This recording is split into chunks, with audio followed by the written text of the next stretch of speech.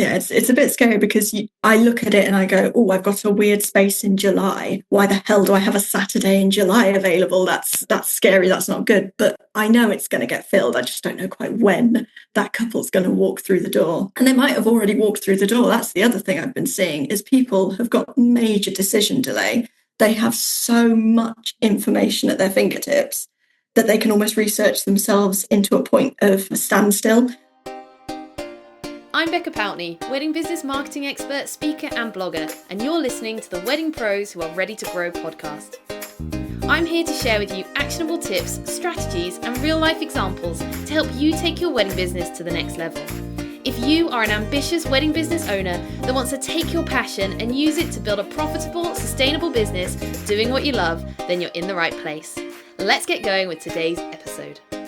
Today, I'm joined by Ruth Melton, the Wedding and Event Director at Elms Barn, a stunning venue in Norfolk. Ruth is deeply passionate about the industry and she's always committed to learning and changing to keep her venue at the top of their game.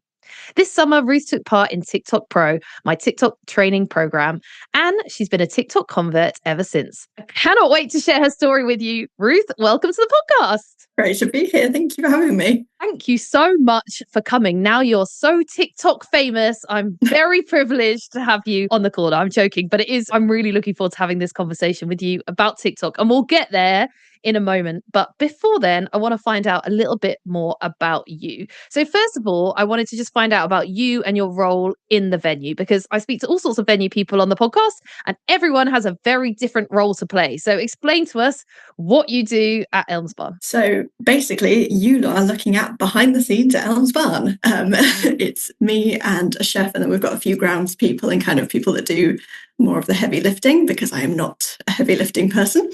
But in terms of behind the scenes, I do everything from SEO, website changes, all of the behind the scenes marketing. I respond to every inquiry, talk to every couple as they come through, do the viewings, and then help them plan their dream wedding. We do everything completely bespoke, and we're a 3-day exclusive wedding venue. So couples will get the Friday, Saturday, Sunday, or the Tuesday, Wednesday, Thursday, completely to themselves for their wedding. So we help them kind of build a full 3-day experience. And then I run about 50% of the weddings, and I've got a fabulous front of house coordinator called Sarah who runs the other 50% for me. So I'm not continuously running around like an absolute mad person, because my diary gets so busy so quickly, it just goes a bit nuts. But yeah, and I'm loving the role. I got scouted for this role while I was doing another job, and as soon as I came round, I was like, yeah, this is it. As soon as I saw the Chiavari chairs, that's what I knew. I was like, yeah, I'm sold, I'm in. So you truly are wearing all of the hats, because you are the full marketing and sales department, as well as being there on the day for many, many weddings and events. And what does a typical year look like at Elms Barn? What number of weddings are we seeing coming through the door? So when I joined, we were doing about 25 to 30, maybe 35 in a year. And then this year we are on 47. And then next year we're just creeping past that 35 mark. So I'm hoping it's going to be another 50 year, because we only do the Wednesdays and the Saturdays. Obviously, there's only a finite amount of Saturdays within that.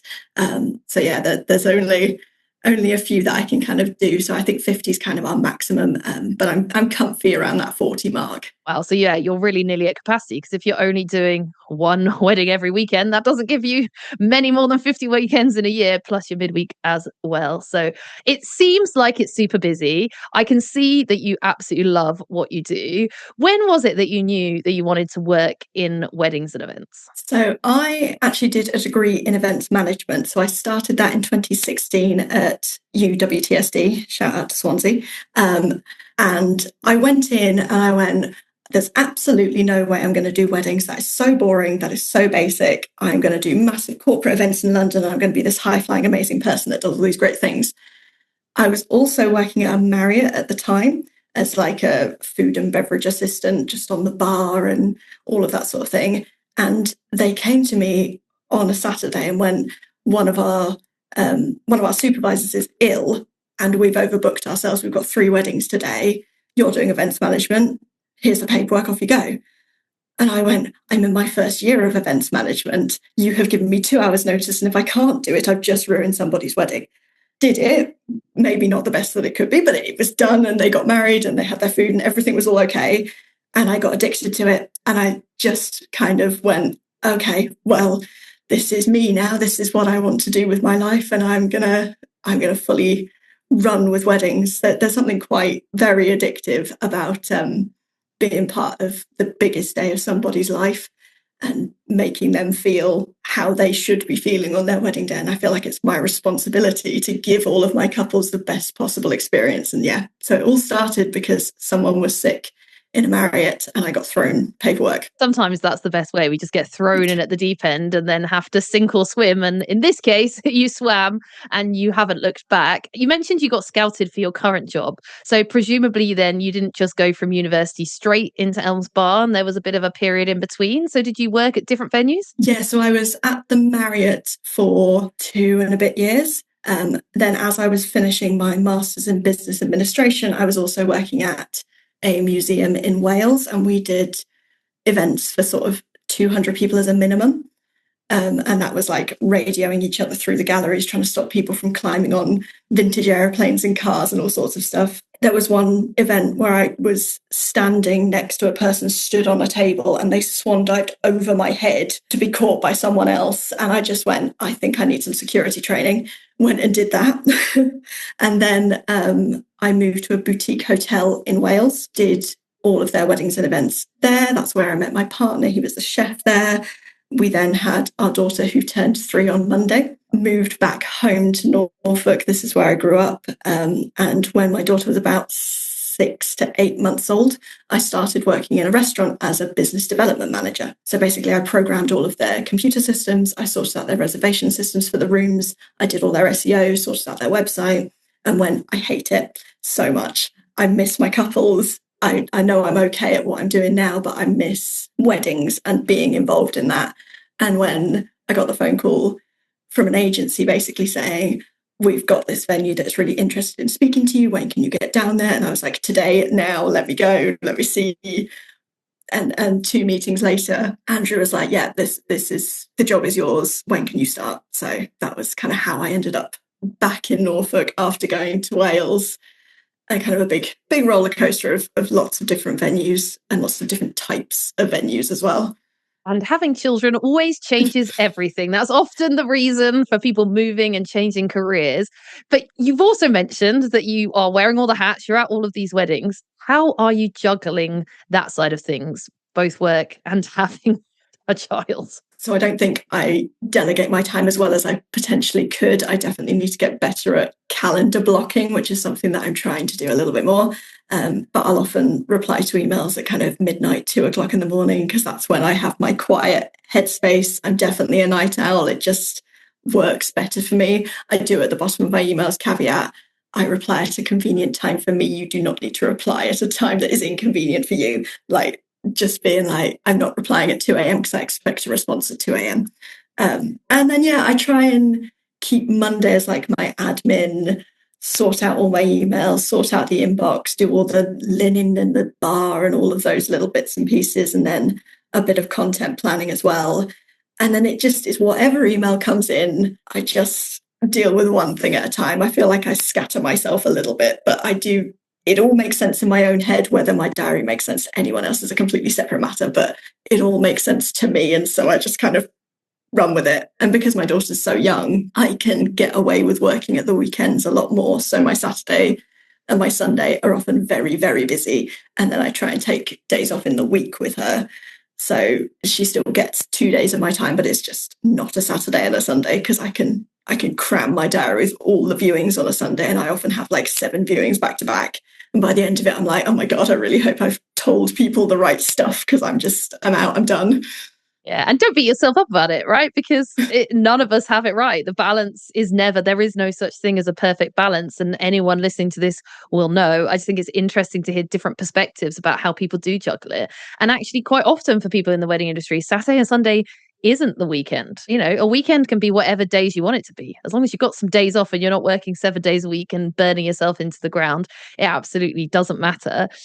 Now, you've worked in venues for the last few years, and I've been talking a lot on this podcast, a lot in my stage talks about how I think couples are changing, how we're seeing shifts in the wedding industry. You're right there talking to people on a weekly, monthly, daily basis. What have you seen over the last sort of 4 or 5 years? What shifts are you seeing when it comes to the couples that are coming to work with you? So at first, I think they're getting older, which is interesting because a lot of people say, oh, they're getting younger. I don't know how to talk to the young couples. I've noticed that from where I started, I was working with kind of mid to late 20s couples. And now I'm working with kind of mid 30s couples, which doesn't feel like a big jump, but there is a very distinct difference in where they're at in their life stages and in their life planning. So I think the average age of a couple getting married now is 34, and 5 years ago that was 28. So there is a difference in that age demographic. I also think there's quite a big difference in the way people are planning now. So before COVID, it was very much you plan your wedding with 12 to 18 months. That is the timeline. Why are we deviating from that? Now it's either 2 years plus, I've just taken 2 bookings for 2028, which seems insane, or 6 to 9 months, maybe less. I actually took a booking last year, and the first time she sat down with me was 5 weeks before her wedding day. So it's either really long or actually very condensed and just let's get this done. I want to get married and I don't want to wait about for it. Yeah, I think that's the thing as well. It's not even that the time is changed in that we can say it's now this length of time. I think the point that you make that actually everyone just isn't working to that timeline anymore. They're all just making up their own timelines is what throws us off in the industry, because we're like, but people used to always do the same kind of thing. And we're seeing such a change in behavior in the way people are working. And that short booking window is quite terrifying, I think, for a lot of industry people, because whereas they've had that comfort of knowing, you know, I go into a year and all my bookings are already in the diary, all of a sudden, actually, we're going into a year with space.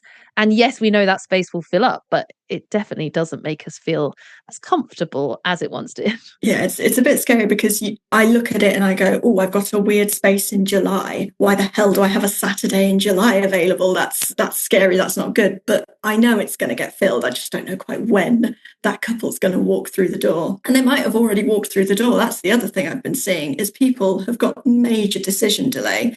They have so much information at their fingertips that they can almost research themselves into a point of a standstill.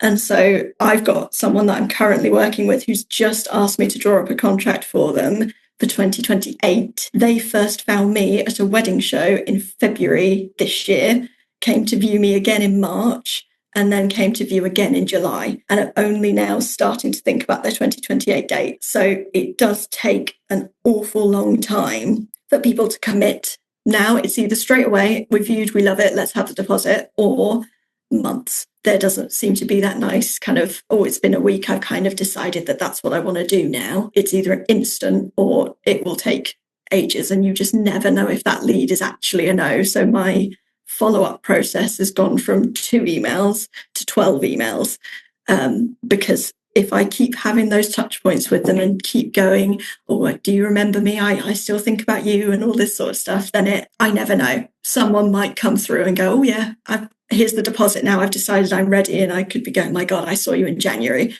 So it's really hard to kind of work out what's a no and what's ghosting at the moment, which is a struggle. I always say it's not a no until it's a no, because it could be a just not yet, and I'm ready in a few months for sure. I have a follow-up question for you. Now you said that you're following up with people up to 12 emails. Are you doing that all manually, or are you using any kind of system? Thank God I'm not doing that manually anymore. So I went to the Guides for Brides conference last year, which is where I met you for the first time, and I got your book, and I still am only halfway through it, sorry. But I also met Eamon from Brightbiz, and everything he was saying, I was like, oh my God, this would change my world to have something like that as a CRM system. And I went to the owner with it, and a little bit hesitant of too much automation taking out the personality. So I had to be very gentle with how that was presented and approached. But when we finally got to a point where the owner was happy with it, we moved forward with BrightBiz, and now quite a lot of those follow-ups are automated, but in a way that is personal. So I put people into lots of separate categories. So people are getting stuff about winter, about summer, about different periods of the garden, inspiration photos. So not everything is text-based. So I'm a numbers person, I'm a numbers girl. So I like playing with the psychology of it and like trying to get people over the line in lots of different ways. That's where my degree and my complete nerdiness about sales and numbers comes in. I like to just try and play with every aspect, and I'm always listening to podcasts and doing webinars and all sorts of things. So I am really trying to absorb all of the information that can potentially come at me, just because if you stand still, then you're going to suffer in the long run. And I think as a venue, we're doing fairly well in comparison to what other people in the industry are doing. It's always difficult to know with venues because they tend to be I keep myself to myself and I don't talk to anybody. And why would I give you my numbers and my secrets? But I chat to photographers and DJs and they all know what's going on in the venues anyway. So I find out regardless of whether a venue wants to tell me or not. And it's just about chatting with people in the industry and kind of getting a lay of the land. And I think in comparison to others in the area, because we keep on top of the learning and keep pushing forward with everything, we are slightly ahead of the curve on that one. Yeah, well, as you said, your numbers you're getting close to capacity as it is. So there's actually not much further you can go. So I would say that's a good sign of success. But again, that doesn't mean we sit back on our laurels, because as we know in the industry, we're constantly having to find the next customer, the next customer, the next customer. We don't get the repeat business. And so we do have to keep striving forward. And I'm so thankful you're not sending all 12 of those emails yourself. I'm a big fan of BrightBiz. I love Eamon and the team. It's a wonderful system. So if anyone is listening to this and thinking, oh my goodness, I still send 12 follow-up emails and I do it all myself, please don't. Chat to Ruth, chat to me, and we'll tell you all about how you can automate it and make your life so much better whilst also keeping that personalized touch. Now, Ruth, before we move on to talk about TikTok, there's one other thing that I have to ask you about, because I'm speaking to someone from a venue, and whenever I do that, there's one question people always want to know, which is how they get on a recommended supplier list. And I love to find out because everyone's venue does it very differently. But give me your top tip at Elms Barn. How do you put your supplier list together? What's your secret art? So what a supplier needs to do to get on my list: come and do a wedding with us, be amazing to my team and the couple, and don't wear jeans. That's it. It's literally as simple as that. So long as you are a lovely person and you create nice work and you're not wearing jeans, for the love of God, I hate it when vendors do that. Even if you're behind the camera, it just does my head in. That's it. That's all I need you to do, because I don't want people to be paying me to put them on a recommended supplier list if they're not the quality that I actually want to recommend. And my recommended supplier list is one A4 sheet of paper. The text is quite small because there's quite a lot of people on it. But at the bottom, I do say, look, if you're looking for something specific, let me know, because I try and match vendors with couples, even in that first viewing stage, based on the couple's vibe.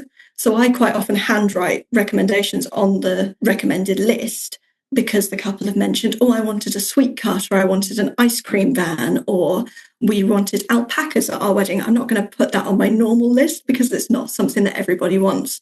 But we've had an 8-foot animatronic T-Rex here before. It's like, that's not going to go on the main recommended list, but if someone mentions it, I've got a person for it. I just have this massive network in my head, and it's literally as easy as doing a good job and being a nice person for me. And not wearing jeans. And not wearing jeans. I think it's interesting to hear because everyone has a different system. It's interesting. I think there's also, again, like you said, people don't like to talk about it, but actually it's just helpful to hear from the people who are making the list. And as I often say, the list is one thing, the physical piece of paper, but as you just illustrated so beautifully, really it's about the relationship you have with the person who's talking to those couples and getting to know them, because they'll know whether or not you're a good fit, regardless of whether you're on a piece of paper. If you've got something that's the perfect fit for that couple and you've got a relationship with them, why wouldn't you put their name forward? Of course you would. So, and they've worked at your venue before. So I think it's helpful to hear.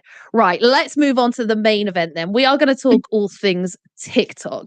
Now, I've been talking about TikTok quite a lot over the last year because all the data has been coming out showing us that couples are using it, But still, so many wedding pros, many wedding venues are absolutely terrified of it. Sometimes it feels like a bit of an alien place to be. I definitely put myself in that category. TikTok is not the place that I love to hang out the most as a, as a personal thing outside of business. So before you started taking it seriously in your business, would you describe yourself personally as a TikTok user, or would you fall into my category of not really sure? So I would describe myself as a Zillennial, which is somewhere in between Gen Z and a millennial. So I was born in 1998, so I do fall into the Gen Z category just. However, Instagram is my safe place. I love Instagram. It's just where I spend most of my time. And before starting the course, I used TikTok kind of for like musical theatre stuff and all of like, I just like keeping up to date on that side of things.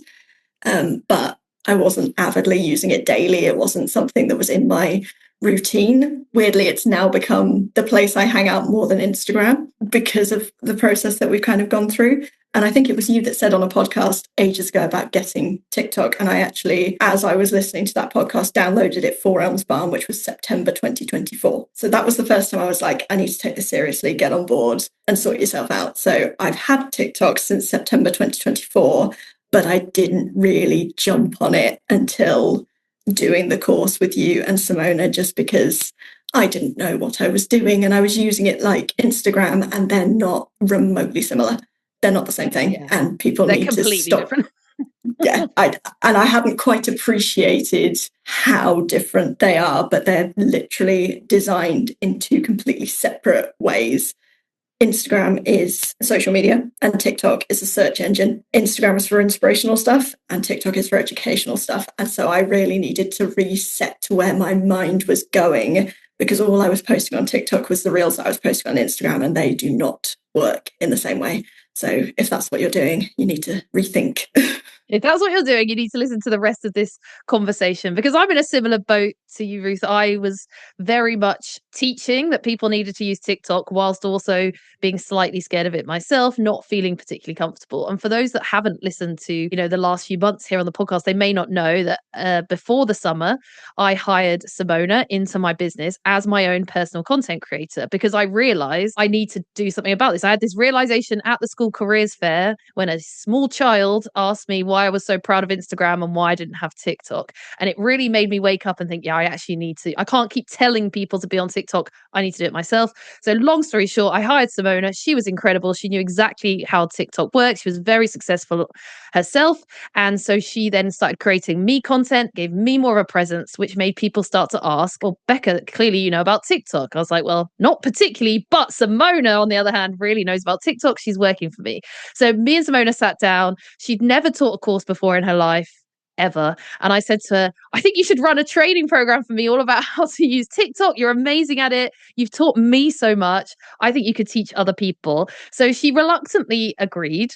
And I think she did an amazing job. And we launched TikTok Pro. So it was a 4-week program where there was 4 live sessions with Simona, and she was teaching each week. And then what we did was, for anyone who wanted to stay on for an extra 3 months, we offered a small package where people could stay on for the extra support with Simona over the 3 months. So you obviously joined, Ruth, for that debut program. You were there for Simona's first ever training session, and I believe she did a pretty good job, really. What was it that you thought made you think, I'm going to do that? I'm going to join this training?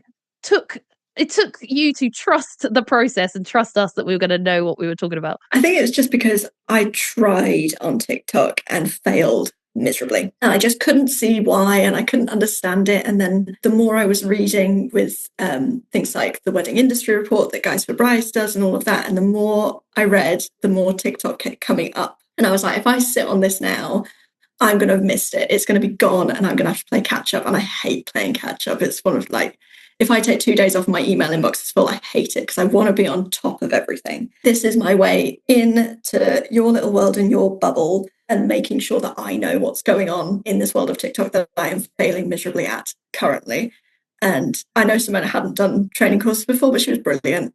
She was so good. And all the stuff she did on the PowerPoints and the Canva presentations, I was like, you're my kind of girl. I know exactly what you're saying to me. It was all in normal person terms. There was no talking about GEO and SEO too much. There was no complicated TikTok language that I wasn't going to understand. It was all in normal person English and just designed for people that actually had no idea what was going on. And she asked in the very first training course, how are we feeling on editing? How are we feeling on all of this sort of stuff? And I just put a comment going, pretend I've never used my phone before. And I think that kind of set the level of where we were all feeling, because there was so much information on week one. I think everyone left feeling a little bit like, oh my God, I've made a massive mistake. I'm not going to have enough time for this. And then we came back week two and I was like, actually, no, I've got this. I get what you're saying. I've got it. I've done the homework. I'm ready to go. Give me more. Give me all the information. And she was so good. And I loved how she did it, because she basically was like, I'm going to give you loads of information and then I want you to do nothing with it until we come back for week two, which for us as entrepreneurs who want to be doing all of the time is really hard. But actually she was so right, because if people had dived in and done it without doing the groundwork that she was talking about, I don't think people would have seen the same success as they did. So now, having been through the program, and we'll talk about the results shortly, but in terms of learnings, you said when you went into it, you didn't really understand the platform. What would you say are some of the key learnings you've taken away? And that if someone was to say to you now, like, explain TikTok to me, what would you say to them? So I would say, don't think of it like Instagram, because it's not. You want to be choosing your content pillars. One of those should definitely be educational. All of my posts that have done the best have been the educational ones. And you're not talking to thousands and thousands of people. You are talking not even to a couple. You are talking to one singular bride or groom. And as soon as you make that switch of I'm talking to a giant audience to I'm FaceTiming one person, the content flows so much better. And the results are so much better from what I'm doing when I feel like I'm talking to a singular person, rather than when it sounds like I'm talking to a massive audience. Because when you're sat on your own, on your phone, you don't want to be, hey guys, how are we doing? It's like, no, I'm not the 200 people that are watching this video. I am one person and I want you to help me with the problem that I'm having right now. So yeah, creating that one person in my head of who I'm trying to reach was kind of pivotal. And that was something we did week one. And so doing the homework and creating my ideal client, which I know is something that is talked about a lot outside of TikTok. But when you're thinking about it inside, you want to think about their hobbies, you want to think about where they're hanging out, their priorities, what their wedding looks like in terms of vibe and feeling and colour. And you can really build an imaginary wedding for this one person in your head. And then every time you open your camera, you're like, right, I'm speaking to Hetty or whoever it is today. And this is what I want to tell her because she needs this information. Yeah, you're so right. And it's interesting. One of the things I've seen, again, through watching some of you on the program, is how much you can talk to a niche on TikTok.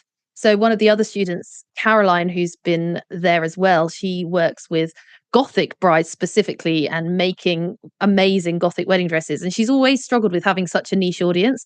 And again, Simona said to her, stop being so broad, just talk to that one bride who wants a Gothic wedding dress. And she's really found her people on TikTok. When you go and look at her content, you look at the people commenting underneath it, they are all exactly the people she's wanted to be speaking to and wanted to find and hasn't been able to on other platforms. And yet by zeroing in and stop trying to be for everyone and just talk to that one person, she's seeing some really great results. So it absolutely works, but it feels scary to do that sometimes. It feels like you need to talk to everyone because you don't want to put people off. But actually, you're so right. That picture of someone watching the TikTok, they are just themselves on their own. It does feel like you're just being spoken to directly. And so we need to come to people with that tone. Now, one of the things I found really interesting watching you as a sort of like semi-outsider, because obviously Simona was leading on the course, but I was there watching, was how much of an action taker you are and how you do take things seriously. And you don't, if you're going to do it, you're going to go all in. And I absolutely love that because I'm that person as well. I'm like, if I'm going to do something, I'm going to do it properly. And I really remember, I can't remember if it was week 3 or week 4, but one week of the program, Simona basically put up some examples of, right, if you want to do well on TikTok, this is what you need to do. And she put like the extreme example that would work the best, and then the example she thought most people would do. And the extreme example was basically you need to start posting 3 times every day for the next month and then see what happens. And everyone on that course went, oh my goodness me, that's ridiculous. I can't do that much. Except you, who went, challenge accepted. So talk to me about that. That was foolish. No, so it was really good for me to go in at that level, because I just think at that point, I didn't really know what kind of content was going to land for me. And that was more of the point. It wasn't a case of you need to make 3 videos every single day from now until the end of time. It was, you need to make 3 videos a day from now until a couple of weeks' time, because then that gives you all of this data that you can then plan the rest of your TikTok journey from. And so I just went, right, I'm going to put out everything, every kind of content. I'm going to do carousels, which I thought to begin with were a bit of a waste of time. And then one of them went nuts. And I was like, oh, hello, these are actually easier than making a video.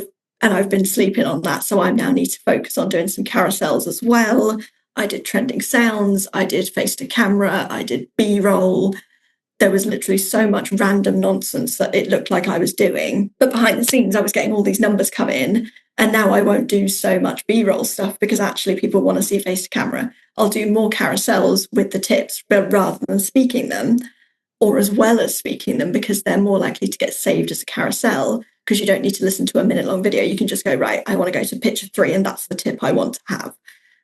So it was working out which ones are savable content, which ones are likable content, which ones get me loads of views but actually no interactions, and working out which ones worked best for me in this kind of very messy world that I was trying to desperately understand. And so going that hard that early was really beneficial to me, because it just gave me a really good starting point of data that I can then look at and go, right, what now? What do I need to focus on? And I know exactly what it is. I'm not just plucking things out of the air, because I can see the numbers in front of me and I can go, I know that works because there's the numbers that prove that works. So yeah, it's all about the data.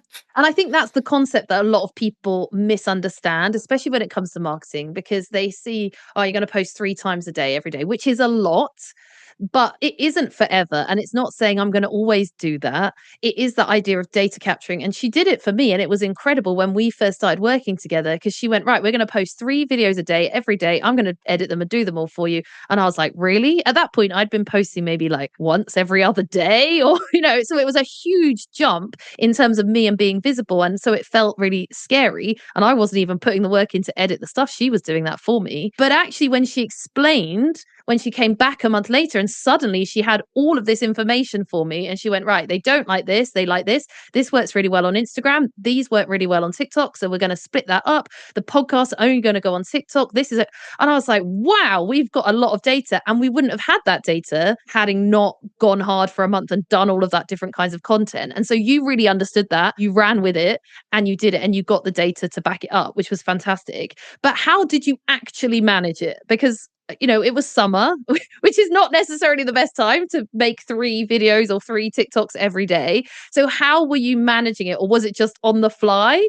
Or were you planning it? Were you batching it? What were you doing? So at the start, I did a lot of ad hoc random nonsense that I just kind of put up as I recorded it and edited it and just posted it. Then I switched to batching. And so I batched a load of content. So there's a load of me in a pink and white dress, which I probably should have brought a different one, but I just happened to have a free day because a meeting cancelled on me. And I was like, right, this is my day. And I'm going to just batch so much content because it's gorgeous and sunny and I can get in the gardens and explore. And then I started doing some more planning with it and making sure that I had all the B-roll and putting it all together. And that's kind of shifted now to being more ad hoc again. So I need to batch up a little bit more for when it gets busy again mid-October, because it goes nuts in mid-October. But I like doing that. I've had an idea or I've chatted to someone and they've said something. I'm going to record a video and maybe post it tomorrow when I've had time to edit it. I know that wasn't the point of what Simona was saying with all the batching and everything. And I loved doing the batching, but it was finding a full day of my time to do it wasn't always appropriate for me, because it is just me. And it is just me recording as well. So I don't have someone to follow me around and do all these other bits. So I've got to set up the tripod and then move it and then change it. And so doing the ad hoc things is quite good for me at the moment, just because I can go really quick. And the one I'm loving right now is sat at my desk, I'm doing some tips to the phone, but starting off with a really close shot of my face, because then people scroll through TikTok and go, why the hell is she so close to the camera? I'll listen to her. But that's what's kind of working for me right now, which is such a random thing to have discovered that works. I forgot to do an intro for one of my videos and I suddenly just thought, oh yeah, I'll just whatever and wave my camera about really close to my face and see what happens. And it went nuts. And I was like, oh, well, there you go. I'll do that more then. So you just have to play with it and see what happens. But I found that posting late in the evening is often better for me. But obviously with your content, you post quite early on in the day because all the wedding pros are logging on at 9 o'clock or 8 o'clock and seeing all your stuff. Whereas I find that couples that are searching for their wedding venue are often doing it after work. So if I post between kind of 8, 9 o'clock while they're on the sofa, or even just before midnight, and then it's there as they're doom scrolling in the evening, it kind of reaches them better. So yeah. And I think that's why it's been a really exciting journey for me over the last 6 months as well, because obviously the businesses that I work with and my business are actually two very different things. And so doing content, and I knew that I was seeing traction. I knew I could get results doing it with Simona on, like, for me, business to business, although it's very niche and it's actually hard because there's less people owning a wedding business on TikTok than there are getting married on TikTok. So I never plan to go viral. But then working with all of you over the course of TikTok Pro and Simona, putting those same things into place, but with a couple centric mindset has been fantastic because it's proved, it doesn't just work for me because it's business to business. Actually, there is a method here and it will work. And whether that's having your face close to the camera or, doing all of the crazy things that she suggests, like wobbling the camera, this stuff does work. You just have to put the time and effort in. So it's been a fascinating journey for me to watch. People are probably listening and thinking, I just don't have time to do this. On average now, and you may or may not be able to give numbers, if you were to look at a month, like how much of your time do you think you are needing to put into TikTok? I reckon if I could batch it all together and lump it all in one day, I could probably get it all filmed and edited and lined up to post within maybe 2 days, 3 days. The way I'm doing it right now, it maybe takes me, in fact, I know it takes me less than 5 minutes to film a video because I just set the camera up, I talk. If I get it wrong, I start again and I just cut that down. And then maybe 20 minutes to edit it maximum. I can do it in between meetings. It's not something that I need to focus too heavily on now, which is quite nice. So it maybe takes me half an hour to do one of those face to camera ones. It will take me maybe 10 minutes to do a carousel, if that. But because I'm on TikTok quite a lot now, I'm saving a lot of content and kind of just pitching other people's ideas and making them different and twisting them up, because nothing that you do is going to be completely original. So why stress yourself out over making it completely original? And I think the same goes for wedding couples. No wedding is entirely original. The original bit is the couple getting married and the love story. The favors are never going to be exactly unique, or the dress is never going to be something that's never been seen before in this world. So I don't think there's too much pressure on being totally unique in the content you're producing. So long as it's useful to someone, I think that's okay. And it's not about going viral. I don't care whether I go viral or not. I care whether the people that are watching my video are the right people, and they definitely are. So that's more of a benefit. If you get a video that's got 200 views and you go, oh, that was a bit of a flop. Imagine talking to 200 people in a room. I'd feel pretty important if 200 people were stood in front of me listening to what I have to say. So even if you're in that 200 jail, which you see a lot at the moment on TikTok, that's not a bad thing if those 200 people are actually interested in what you have to say. Yeah, 100%. And that's something I've also seen myself, because quite often my videos maybe get 200, 300 views. They don't reach those people. We said that I'm talking to a niche, but actually when you realize, oh, well, I'm posting 2-3 times a day, all of a sudden that's 600 views. And actually over a month, that ends up being quite a substantial amount of views and people hearing about what we do. But some of your videos have done particularly well, Ruth. And I would say some of them have gone viral, at least in a way that the wedding industry would see it as viral. They've broken out of that 200 views. Do you remember your first viral video when it went from a couple of hundred views to more like thousands of views, and what happened? So I had one that was about how to politely say no kids at a wedding. And that was the first one that kind of jumped above the 500 mark. And I was like, whoa, hello. That's the first carousel I posted. That's the first thing that I've written. And that was me throwing it together in literally 5 minutes on the sofa while I was watching MasterChef. That was me not paying attention and just chucking it up. And as soon as I woke up the next morning, I had thousands of notifications on my phone, and people were arguing in the comments and people had sent it to each other. And I was like, I was not expecting that. I was ready for it to sit at 500 and just be happy there. And I still get notifications going, someone saved this post, and I look at the photo and I'm like, oh, it's the how to say no kids at a wedding again. That's great. And then a couple of months later, I was like, oh, I'll put another carousel up. That seemed to do quite well. And I did how to engage your guests during the speeches. And I'd very purposefully picked a photo of a bride that wouldn't be one that you'd print and put on your wall. She's quite animated. It's quite an intense expression. But I picked that as the starting image because I was like, that's like the imperfect, bit slightly shocking look of a wedding. And she's like cheering on the best man speech because he's made a rude joke, and it's all of that sort of thing. And that went nuts. And I checked, and that post has now got 403,000 views, 17,000 likes, 12,000 saves, and 2,113 shares. And that one post got me 205 followers. And I was never expecting any post I made to do that. And so that was kind of mad. Yeah, that is a mad moment. And if we'd have said to you when you first came and in that first session and went, this is going to happen to you on TikTok in a month's time, you probably would never have believed myself or Simona saying that. And it has been crazy to watch how some of your posts have gone like that. But what's also interesting, and I think like I'd encourage anyone listening to this who's interested, go and look at Ruth's TikTok. I will put it in the notes because obviously you can see all the numbers, and still some of your posts are 200, 300, 500, 1,000, and then suddenly 50,000, 400. You know, it's all over the shop, and it is hard to work out what on earth works, what on earth doesn't. But actually, when you realize that the numbers in some ways are irrelevant, as long as you're talking to the right people, whether that's 1,000 of the right people or 10 of the right people, actually it doesn't matter. Yes, it feels good to know that people like it. But I did a bit of research into your TikTok myself because I thought, let's have a look at the posts that you have done that have done really well. I'm sure you've done this too, but just to share with people what's done well. So you mentioned your one with kids that reached 50,000 people. Well, that was a carousel. You did one about what bridesmaids should do, which was also a carousel that reached 35,000 people. And then your speeches carousel, which is definitely your biggest one, 403,000. Then you had one where you talked about wedding budgets, which reached 23,000 people. Now, what I like about this one is it's just you sat in your car, Well, literally just face the camera.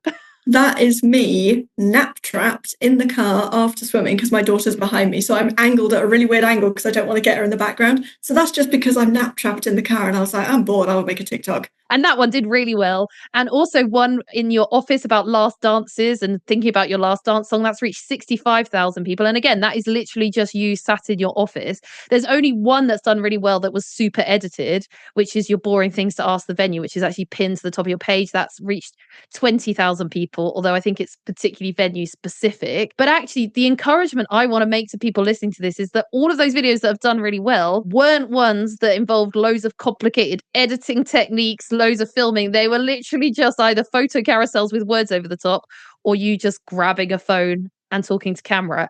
And yet it's the information that you're sharing that's made them go wild. And there's one on there that I was so desperate for it to do well, and it hasn't. And that was the Harry Potter transformation one where I jump into the book and then suddenly we've got 200 floating candles in the barn. I knew that install was going in and I was like, I've got to make something about this because it's just awesome. And it got 600 views, 35 likes and 2 saves on TikTok. But because it's an inspirational post, I chucked it on Instagram. I wouldn't have made it if I didn't have TikTok, but because I'd already made it, I might as well put it on Instagram.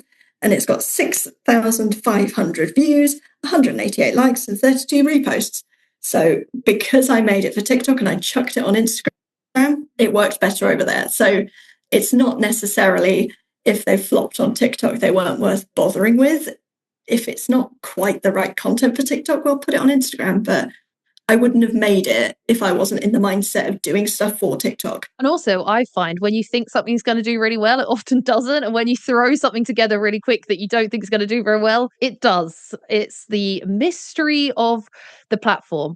Now, one thing people are worried about when it comes to TikTok is the negative sides of things, the hate, the negative comments. Have you experienced much of that or not really? There's a little bit of it. On the one where I did about no kids, there was quite a lot of people in the comments going, kids make a wedding. How dare you say there shouldn't be kids at a wedding? And I'm like, kids make your wedding, invite them. That's not what I'm saying. I'm saying if you don't want to invite kids to your wedding, here are some polite ways to say it. So it's trying to jump off of that. I did have to delete some comments because I'd made a post about, if you're a guest at a wedding and it's the week of, don't text the couple because you probably already got all the information that you want an answer to the question of. And I had someone going, what if I need more towels? What if I'm allergic to cheese? And I'm just like, this isn't helpful. I'm just going to delete the comments because it's not comments that are saying things that I can respond to in a constructive way. It's not having a conversation. It's just being a troll for the sake of being a troll. So I just deleted them, and nothing's personal. If someone doesn't like me, well, don't watch.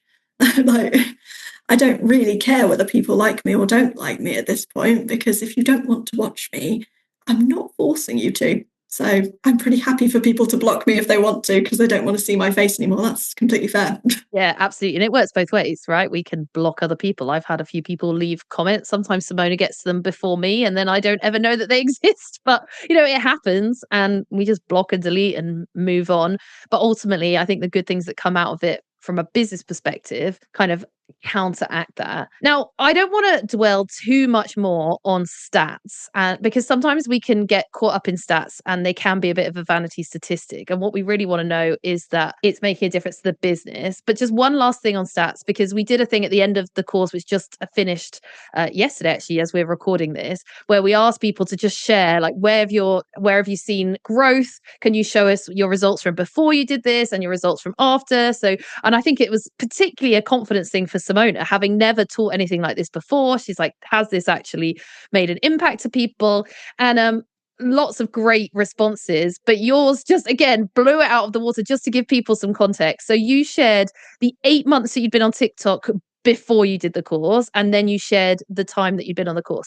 So from the 8 months before you took it, what I've written down here is you had 9,941 views on your videos, which isn't a bad number, and actually people would be quite happy with that. But now, in the 3.5 months since you started the course, so from June to September, 713,000 views. So a lot more people now have seen your venue, for sure, and you in the process. Before you took it, you had 8 shares on your post, and I think one of the things that Simona really talks about a lot, actually, was the importance of all the other things, not just the likes. So the saves, the shares, all the different ways of interacting. So you had 8 shares. As of the last time you posted, you had 3,926 shares. And I love a share statistic, actually, because it means that your information is so helpful to someone, they want to share it with someone else. And therefore, the numbers then are immeasurable about who else has seen that. You had 11 comments before. Now you've got 686 comments. So again, engagement massively up. You had 181 likes. Now you have 28,000 likes. And the interesting stat for me as well is that before you had 60 profile views. So over 8 months, 60 people had come to your profile. Whereas in the last 3 months, 3,573 people had come to your profile.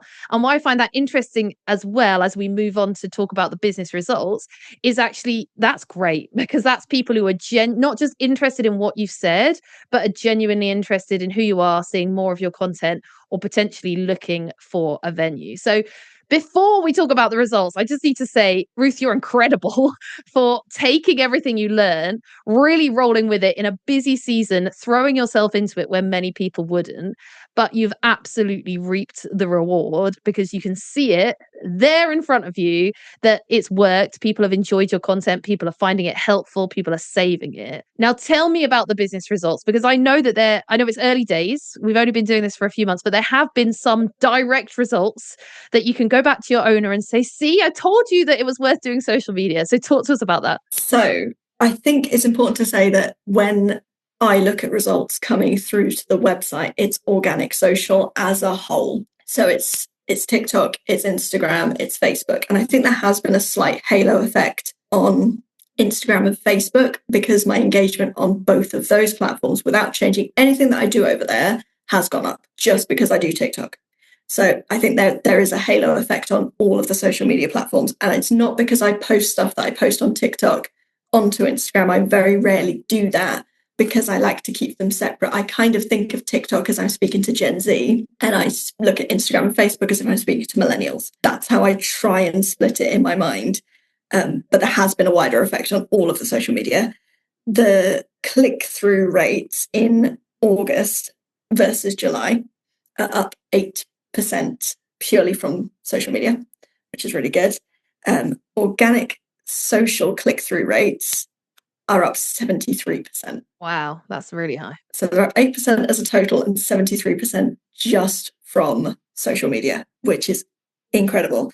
But what has also happened is the session duration on the website is up to 4 minutes and 3 seconds from 3.5 minutes last month. So although the click-through rate from social media has gone up quite significantly, it's also upped the session duration, which is really interesting because you would think that if you're in this mode of scrolling, if you go off platform, you're going straight back on. You're not going to spend a lot of time outside of the platform that you started on. And to actually get people to spend almost 5 minutes away from social media on the website is a much bigger deal than I think it sounds in numbers terms. But yeah, it's like getting people out of the scroll is so difficult. So for it to have made that big a difference is kind of incredible.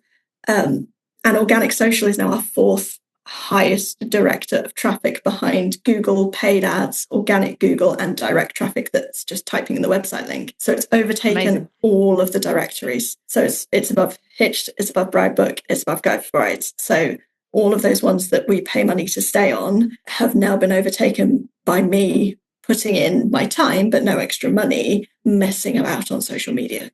Basically. I like how you call it messing about. There was definitely some strategy behind it, but I know what you're saying because it's not highly polished content. You're just putting together, you're coming up with ideas.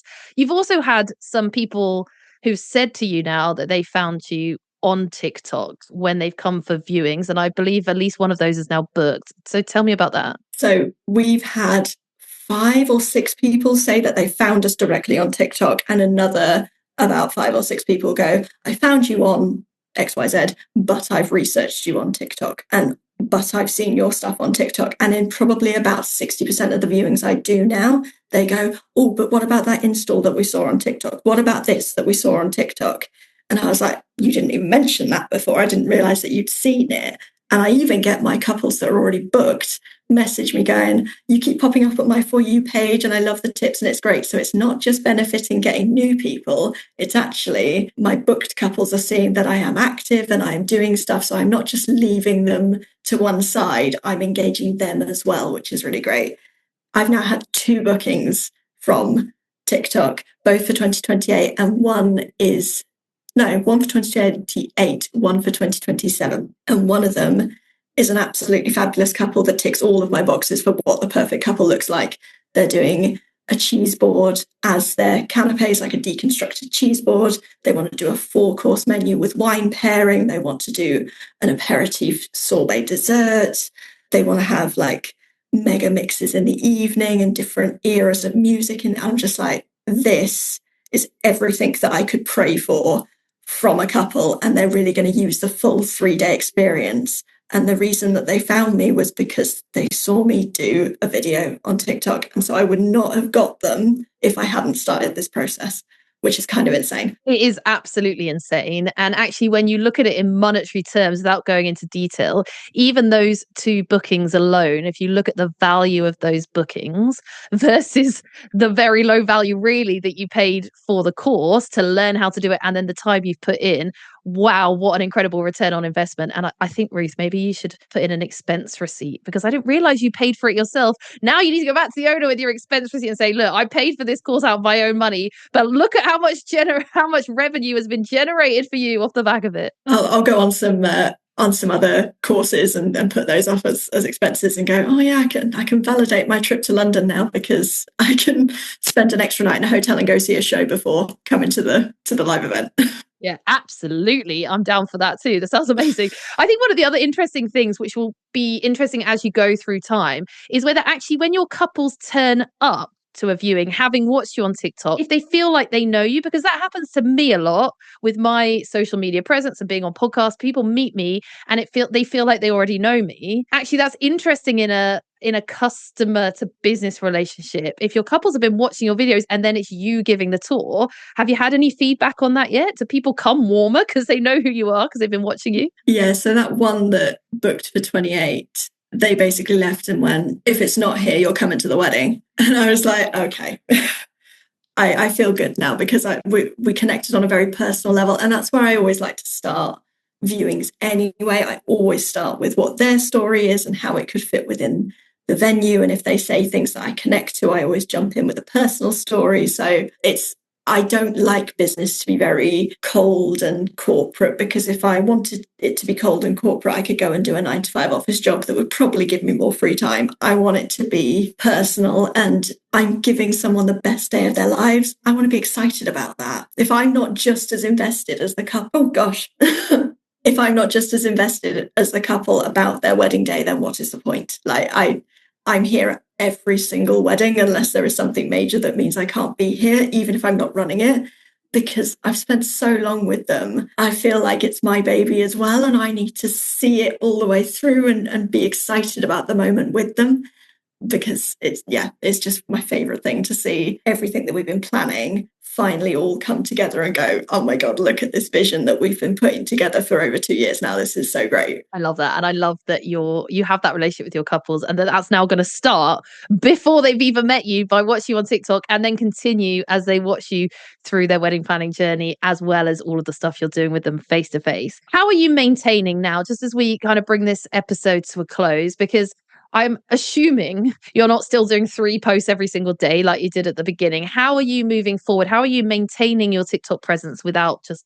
burning out? So I'm trying to do a post a day, and it doesn't always work. So there are some days where I haven't done a post for kind of 2-3 days, and I go, oh, TikTok's not going to like me. I'll just post something to make sure I'm still on the radar. But I want to reassure people that if you don't post every day, I promise you're not going to get majorly punished for it, because some of my biggest videos came off the back of me going on a 2-day hiatus from it, because I just felt like I had no ideas. I had nothing to say. But what I'm doing now is I've got a notes app on my phone, and anytime someone asks me something and I think, oh, more people would like the answer to that, I'll make a TikTok about that. Or I see something fun at a wedding, I take a video of it, and then I can do a voiceover. So there's a lot of prepping in advance of them. So I do have a lot of content that I need to post coming up, but it's just finding the time to edit it. But I'm aiming for once a day. If I can manage that, I'll be very happy moving into the winter season. And obviously when it gets a little bit quieter, our last wedding is on the 6th of December. And then we don't have another wedding until the start of March. So I've got a little bit of time that I can do a bit more intense TikTok stuff around the engagement season and around all the hundreds of viewings and emails and things that come in. But yeah, it's not a case of if one day you have to answer all the inquiries that come in and you just don't have time for TikTok. That's okay. It's meant to be fun at the end of the day. And if you're not having fun anymore, then what's the point? It's meant to be a fun platform and an enjoyable space to be in. So yeah, it's just about making sure that things are all still enjoyable for you.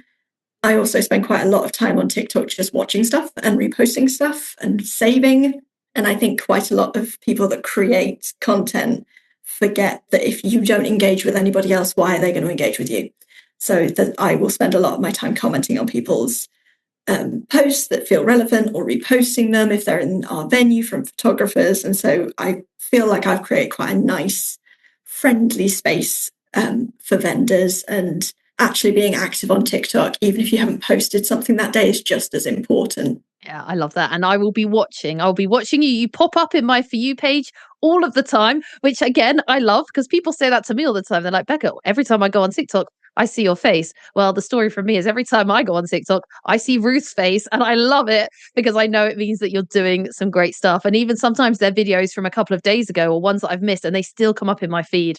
And I'm like, yes, Ruth, come on, keep it going. Now, me and Simona are looking at rerunning TikTok Pro probably in November. If there are people listening to this who are considering it, Ruth, what would you say to them? Why should they consider being part of it? If you're thinking about it, it's like when people say, I'm thinking about doing a dress change. If it's something that's on your mind, just do it, because you already know you want to do it. That's why you're thinking about it. And it was so worth it. It literally is upped my views over 7,000%. That's a silly statistic. That's not a normal stat. And it's just from me spending 3 months with you and Simona, absorbing all of the content. And if you can't action things straight away, that's okay. There's some people that did the course at the same time as me, that have only just started actioning things, and they're all popping up on my For You page, and I can see it all happening for them. So just because you go into it in November and you think, oh, I'm really busy in November, you might have an amazing December and be able to jump on all of those engagements over Christmas. You do not want to be missing the Christmas engagement season because you thought, oh, I'll leave it until next year. You've got the perfect timing to really make a big difference for 26 and 27. Just do it. If you're considering it, you already know that you want to do it. Yeah, you're so right. And also, we can't do well on these platforms if we don't understand the platform. And I always say that. That's why I hired Simona in the first place, because I might be the UK's leading wedding industry marketing expert. But if TikTok feels too young for me, then my job is to find the person who knows what they're doing to help me with it, to make me better at it. And as business owners, we need to do exactly the same. It's been fantastic watching your journey, Ruth. Thank you so much for sharing everything and being so open and honest with me today. Now, I always end my podcast with the same question. So I'm going to pose that to you now, which is, what's one thing you personally wish you'd known sooner in business? I think personally, it's don't take things personally. So I have had a few couples recently that have given me some grievances, and I just have to remember that it's not personal. It's not about me. Weddings are stressful and they need someone to take things out on, and often that is me. And that's okay. It's not a personal thing. And it goes with TikTok as well. I get a few comments that are just like, I think this advice is bad, or don't listen to this person, or this person doesn't know what they're talking about. And I'm like, okay, so if you don't want to listen to me, that's completely fine. But I'm not going to take it personally. I'm not going to stop what I'm doing. I like where I am as a person. So it really doesn't matter what everybody else thinks of me. I'm happy where I am, and I'm not going to change for anybody. So yeah, just don't take things personally if they're not meant personally. Absolutely, such a healthy attitude. Easier said than done sometimes, and something we have to keep reminding ourselves of, but so true. Ruth, it's been a pleasure. If people want to find out more about you, about the venue, about your TikTok journey, where are the best places to find you other than TikTok, which of course I will put the link in the show notes. So obviously chat to me on TikTok. I'm also still very much an Instagram girl. So if you want to chat on Instagram, that's absolutely fine. And I've got a LinkedIn as well that I need to get better at, but I'm always over there. Or just drop me an email. It might get a little lost in the emails because I get hundreds, but yeah, more direct is going to be Instagram or TikTok. Fantastic. I'll put all of that in the show notes. Ruth, do keep in touch with myself and Simona as well over the next 6 months. If you see interesting data, if you get interesting results, share it with us, because we'd love to follow your journey, because I do believe we're right at the start of more and more and more couples being on TikTok. And so I think it's interesting for us to see the data that you're seeing as well. So please do share that with us. And thank you so much for being here. It's been a pleasure. Thank you so much for having me. This has been bucket list ticked off. What a fantastic conversation with Ruth. I really admire the way that she came to learn, and not only learn, but actually put it into action, went for it, and she has reaped the reward and seen the results. If you've been thinking about doing TikTok, as Ruth said, stop thinking about it and just do it. And if myself and Simona can help you with that, take a look in the show notes. I'll put all the links in there to the next round of TikTok Pro, which is going to be coming in November. Or if it all feels completely overwhelming and you just don't have the time and you want to do what I do, or maybe hire Simona as your content creator, I'll put the information about that in the notes as well. And she can come and film with you, edit for you, and send it to you ready to post. I hope that this has inspired you. If you've got questions, reach out to me, and do go and check out Ruth on TikTok. I'll see you next time.